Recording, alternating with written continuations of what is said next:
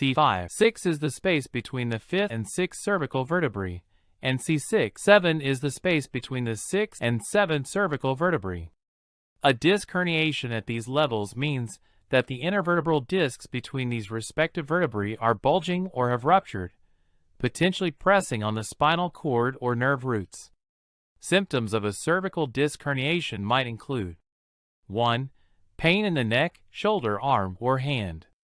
The pain can be sharp, dull, or a burning sensation. 2.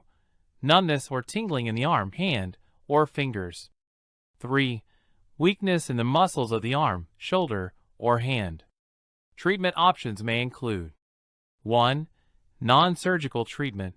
This is usually the first line of treatment and may include pain medications, physical therapy, and injections. 2. Surgical treatment. If non-surgical treatments do not provide relief or if the symptoms are severe or worsening, surgery might be considered.